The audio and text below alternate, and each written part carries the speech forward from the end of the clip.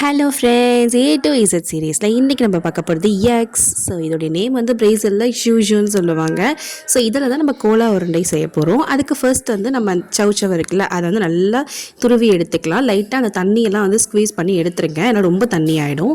அதுக்கப்புறமா கடலை மாவு, அரிசி மாவு, ஒரு 2 டேபிள் ஸ்பூன் கடலை மாவு, 1 டேபிள் ஸ்பூன் அரிசி மாவு, வெங்காயம், கரம் மசாலா, ஜீரகத்தூள், மிளகாய்த்தூள் அண்ட் மல்லித்தூள் இதெல்லாத்தையும் சேர்த்துடலாம். அண்ட் அது கூடவே கொஞ்சம் உப்பு சேர்த்து இதை வந்து நல்லா இந்த மாதிரி மிக்ஸ் பண்ணிக்கலாம். அது கூடவே வந்து கருவேப்பிலை, கொத்தமல்லி, புதினா இதெல்லாமும் சேர்த்துக்கலாம் குட்டி குட்டியாக கட் பண்ணி.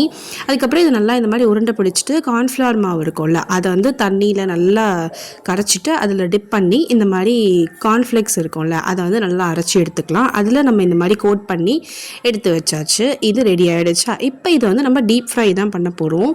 ஸோ இதை வந்து டேரெக்டாக ரொம்ப சூடாக இருக்கிற எண்ணெயில் போடக்கூடாது. கொஞ்சம் மீடியமான சூடில் தான் எண்ணெய் இருக்கணும். ஏன்னா வந்து ரொம்ப சூடாக இருக்க எண்ணெயில் டேரெக்டாக போட்டிங்கன்னா உள்ளே வந்து சம்டைம்ஸ் வேகாமல் போகிறதுக்கு சான்ஸ் இருக்குது.